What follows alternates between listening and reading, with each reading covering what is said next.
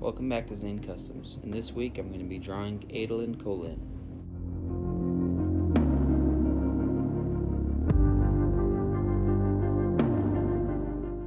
So with the recent release of Stormlight Archive 4 Rhythm of War, I've been on a little bit of a Cosmere kick, so I've been doing a lot of mostly Stormlight fan art, but doing some other ones that you might see in future videos.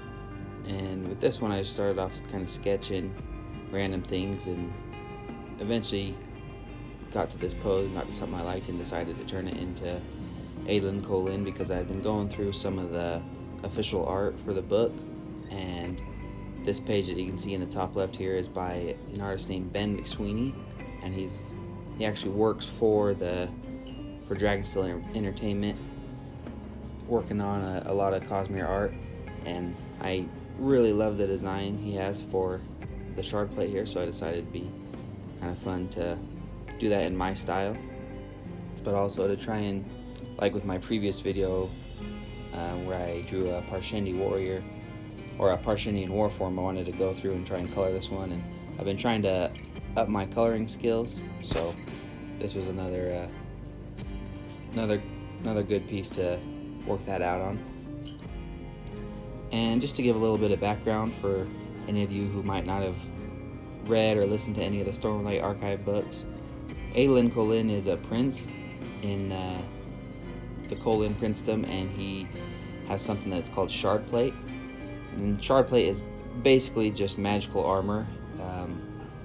It's super resistant to attacks, super strong, makes it so you could run faster, jump higher, all these things, but also it's built out of a lot of interlocking plates. So underneath the blue, all the gray is just a lot of interlocking plates, so there's no real weak points except for the slots for his eyes, but other than that there's no real weak points. And like I said earlier, this particular design is actually taken from the book, I think Words of Radiance, which is the second one. So it's actually official license art that's inside the book, and it's done by an artist named Ben McSweeney. So I did have a few little artistic liberties when I did this. There's some slight changes, but it's pretty close to the original design. I think one thing I did is make Adohlin's armor is blue, but I had the under armor being gray. I don't know if that's been done before, if that's something I kind of came up with, but again, there's going to be some slight differences from the actual official art, but that's kind of the point of doing your own thing. Another thing I wanted to mention that you're not going to really see till the end of the video when I color in the background, but in the books they fight in a place called the Shattered Plains, which is basically land that has literally been shattered, so it made just thousands of plateaus and with giant chasms in between. And when they fight on these plateaus, Adohlin or any other shard bearers will run and jump across plateau to plateau and start attacking to kind of make a spot for the rest of their troops to get across, to just basically clear out some of the enemy troops. So that was kind of my idea for this drawing, is it would be basically having Adohlin had jumped across the chasm and now he's charging towards the enemy troops. And you'll see when I do the background, I try to make it look like he's on one plateau, and then in the background you can see his army and with their bridges and stuff to get across. But to speak more about the actual art in this video, like I said, I found a lot of other fan art of Adohlin, but I wanted to have his armor be blue like it is in the books, but have this gray underlayer. And shardplate, I mean, it's basically metal, but as you listen to the books, you'll find out there's a lot more magical properties about it and some other things. So I did want to make it look like metal, but I didn't want it to be overly shiny.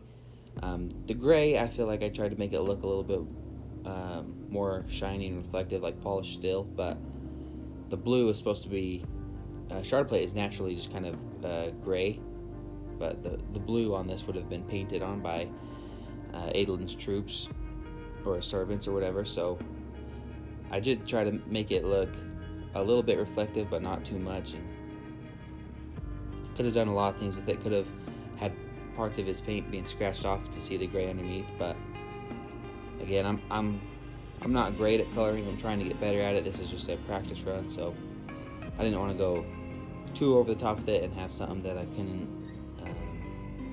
finish it to have too much detail or anything like that. I wanted it to be kind of realistic, so that's kind of where I ended up on. One of the biggest things I struggled with this particular drawing too is actually just the pose in general.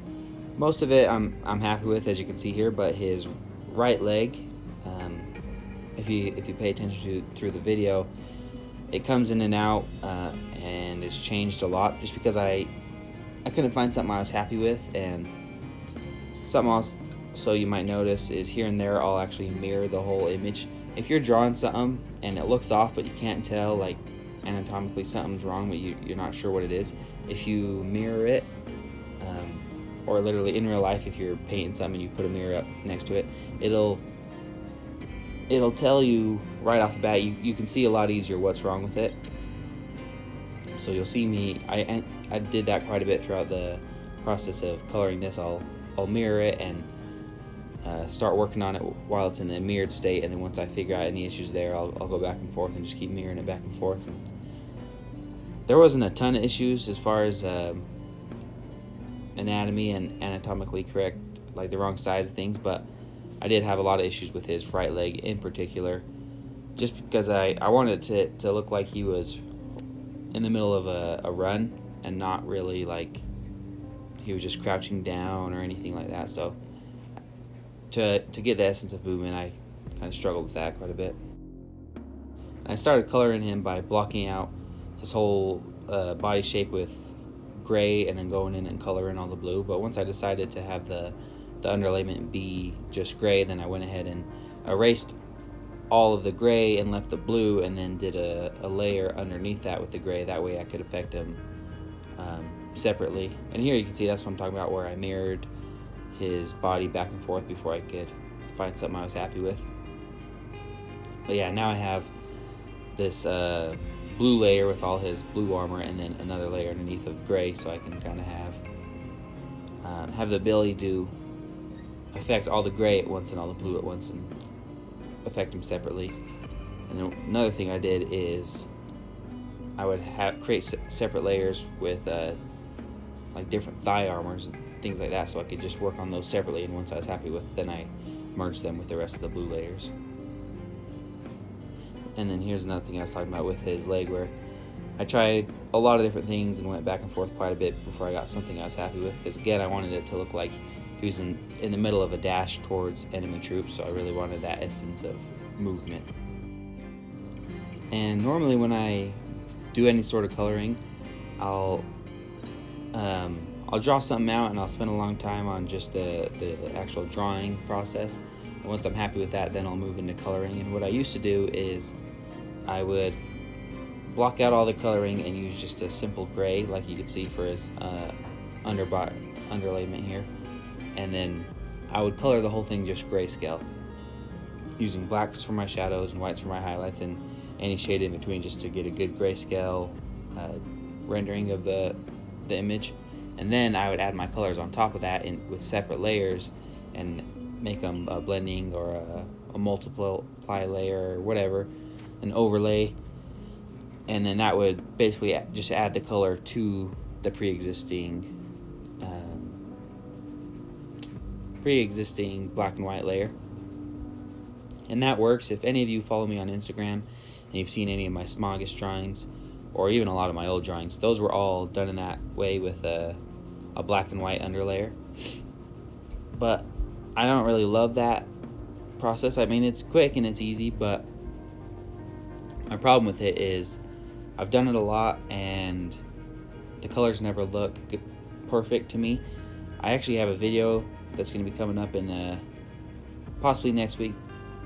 I'm not exactly sure when, but going over, it's another Stormlight Archive fan art, but in that one I colored it in that process, doing the black and white grayscale, and then later on I redid it with just straight color. And that video will help kind of show you the difference and what happens when you do one technique over the other, and I prefer this technique, just doing straight color. It is harder sometimes because doing black and white, something needs to be lighter, you just add more white. Something needs to be darker, you add more black. Once you start adding colors in, it gets a lot more confusing and has more potential to look weird. But I think overall it looks a lot better once you know what you're doing.